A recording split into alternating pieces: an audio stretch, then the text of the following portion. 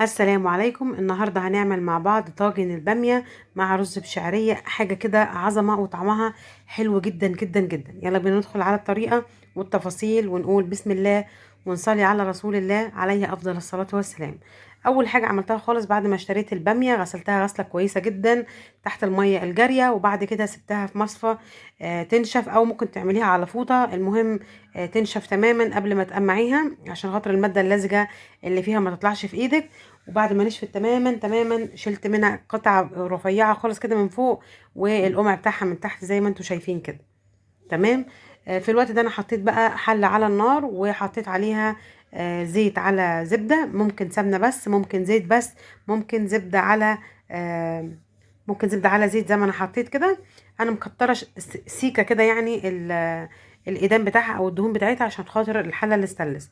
انما لو عاملاها في حله الومنيوم او جرانيت ما كنتش كترت الماده الدهنيه كده. واول ما سخنت معانا الماده الدهنيه ابتديت اضيف اللحمه. ما حطيتهاش كلها مره واحده عشان خاطر ما تبردش الزيت بتاعنا وتنزل ميتها، وهسيبها تاخد صدمه مع ورقتين لورا ورشه من الفلفل الاسمر. احاول اقفل المسام بتاعتها من جميع الجهات. عايزه اقول لكم لو ما كنتش مكتره ايدان في المرحله دي او دهون في المرحله دي كانت اللحمه لزقت معانا. وبعد قبل ما احط اللحمه كنت رشه خفيفه جدا من الملح لو كنتوا خدتوا بالكم منها. ولما اللحمه اتقفلت مسامها من كل الجهات ابتديت احط البصل. البصل بقى اي تقطيع انت بتحبيها، بس هو بصراحه بصل الطبيخ بيتحب ان هو ايه يبقى متقطع صغير كده. وهسيبه لما ياخد ودي كده مع اللحمه ويدبل شويه لحد ما وصل للقوام اللي انتوا شايفينه ده، يعني دبل شويه كده. في الوقت ده انا جايبه هنا توم معايا. التوم بقى بيخلي ريحتها تحفه. هحط كده كام فص من التوم وهقلبهم تاني مع بعض. طبعا احنا هنحط توم اكتر من مره بعد كده. وهسيب التوم ياخد ودي كده مع اللحمه مع البصل. في الوقت ده انا جبت معلقه من الصلصه العلب الجاهزه او الصفيح او البرطمانات. بتدي طعم حلو قوي وبتدي كمان لون حلو قوي للطبخه بتاعت النهارده. ممكن تستغني عنها خالص لو مش بتحب الطبيخ يبقى غامق. تمام. المهم في الوقت ده بقى انا هسيبها برضو شويه لحد ما ريحه الصلصه النيه تضيع. في الوقت ده هتعرفي ان الماده الحافظه كمان اللي جواها ضاعت، بتعرفي من ريحتها يعني. في الوقت ده انا هبتدي احط الصلصه، والصلصه دي انا عملتها معاكم في الفيديو اللي قبل ده على طول، ممكن احط لكم في اول تعليق تحت الفيديو. الصلصه دي متسبكه جاهزه، وابتديت احط الكميه اللي انت عايزاها. بتحبي الحاجه صلصتها كتير بتكتري، بتحبي الحاجه صلصتها قليل بتحطي قليل. دي يعني دي حسب الحريه الشخصيه، وكمان بتبقى على حسب كل بيت بيحب الصلصه بتاعته بتبقى خفيفه بتبقى تقيله. تمام كده. وهسيبها بقى تتسبك معايا، وهكون حاطه ميه بتسخن جنب مني بحيث ان كل ما تعوز ميه سخنه هحط لها ميه سخنه. لحد امتى؟ لحد ما اللحمه تبتدي تدخل في سوا معانا. تقريبا هي بتاخد يعني على حسب القطعيه بتاعت اللحمه، سواء انت قطعها كبير او صغير. المهم اول ما تحس ان هي استوت معاكي او داخله على سوا تروحي مسقطه عليها الباميه. الباميه بتاعتك لو كبيره وعايزه تقطعيها براحتك، بس انا بصراحه مش بحب غير الباميه اللي هي الصغيره دي. وهضيف عليها كمان فصين 3 توم كده، يعني زي ما انت شايفه كده. هي الباميه بتحب التوم. وهضيف عليها رشه من الفلفل الاسمر، وهضيف عليها كمان الملح بتاعها.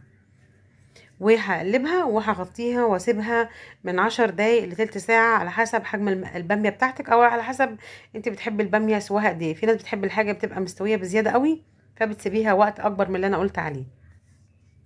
هغطيها. وده السمك اللي انا بحبه جدا في الباميه، وده السمك حتى بتوع المطاعم. انت لو اكلت في مطاعم بره باميه هتلاقي هو ده السمك المتعارف عليه بره. انت بقى لو بتحبي الصلصه خفيفه هتزودي شويه ميه عادي جدا جدا. هي كده كده عاملاها باللحمه، فعادي جدا تزودي بالميه هتبقى طعمها زي العسل. في الوقت ده انا حطيت حله على النار وحطيت فيها زيت على زبده او سمنه او زي ما انت عايزه او زي ما انت متعوده، او حسب المتاح عندك في البيت. المهم يعني المهم يكون ماده دهنيه. وحطيت عليها الشعريه وسبتها لما تتحمر شويه، وابتديت اضيف عليها الرز طبعا المغسول وهقلبهم على بعض. كل ده على نار عاليه. في الوقت ده انا حاطه برده ميه تسخن على النار واحط الملح بتاعها. كوبايه الرز بتاخد نص معلقه صغيره من الملح. عايزه تزودي عايزه تقللي براحتك. في ناس بتحب الحاجه يعني الملح بتاعها زياده سنه ممكن تزودي، في ناس بتحب الملح قليل سنه عادي براحتك خالص. وهبتدي اقلبهم، واول ما صوت الطشطشه بتاعه ميه الرز ده بيروح هبتدي اضيف الميه المغليه. مهم قوي تكون ميه سخنه عشان خاطر تديكي نتيجه حلوه قوي قوي قوي في الرز. لما اتاكدت ان صوت الطشطشه اللي اتفقنا عليه راح، هبتدي بقى اضيف الميه السخنه وهسيبها تغلي. هي كده كده بتغلي، هسيبها تغلي يعني دقيقتين 3 لحد ما الميه دي تتشرب سنه كده، وبعد كده هغطي الحله واوطي النار خالص لحد ما يستوي معانا. ده رز مصري عادي جدا، يعني مش رز بسمتي ولا حاجه، فهياخد تقريبا ربع ساعه او تلت ساعه على نار هاديه جدا جدا. في الوقت ده انا عايزه احط بقى ايه الباميه في طاجن في الفرن. هي كده استوت واللحمه استوت وكله بقى تمام. في المرحله دي انا حطيت فص ثوم وشويه كزبره ناشفه، شويه صغيرين جدا من بعيد كده. هي ما بانتش في الكاميرا، هي تقريبا الحته دي ما اتصورتش او اتصورت ومش لاقيها في التليفون. هي تتاكل على وضعها ده، لكن انا حابه ادخلها في طاجن جوه الفرن، والطاجن ده طاجن صعيدي محروق هنا في البيت. يعني هو مش الطواجن اللي هي اللي تلاقيها في كل مكان، اللي هو الخفيفة دي، لا الطاجن ده تقيل جدا. وده كده الشكل النهائي بتاع الأكلة بتاعت النهاردة. ده المخلل الباذنجان، هقول لكم طريقته على السريع. أنا بعد ما حمرته كنت عاملة دقة عبارة عن توم، ملح، فلفل أحمر وممكن أخضر لو عايزة، وكمان ليمون. ما حطيتش عليه أي حاجة تانية. لو بتحبي بقى تحطي عليه كمون أو كزبرة براحتك. وادي كده الطاجن بتاعنا. بصوا قوام الصلصة زي الفل.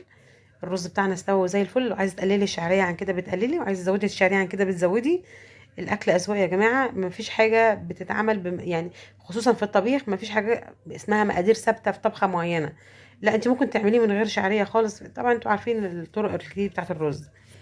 وادي اللحمه بتاعتنا، تعالوا نشوفها. دي احلى سوى للحمه، اللي هو تقطعيها بمعلقه مش بايدك، يعني اللي هو تعرفي ان هي استوت مليون في المية كده، مستويه 100%. ولا هي مستويه زياده مهريه، ولا هي فيها العضه دي اللي هي تبقى مش مستويه قوي. وبكده نكون وصلنا لنهايه الفيديو. يا رب يكون عجبكم. لو عجبك اعملي له لايك، ولو انت اول مره تشوفيني وعجبك المحتوى بتاع القناه اشتركي في القناه وفعلي الزرار للكل عشان يوصلك كل جديد. ده فيديو تفريزات اللي كان قبل ده على طول هسيبه لكم في اول تعليق. واتمنى ان شاء الله يكون عجبكم الفيديو. اشوفكم في فيديو جديد. استودعكم الله، والسلام عليكم ورحمة الله وبركاته.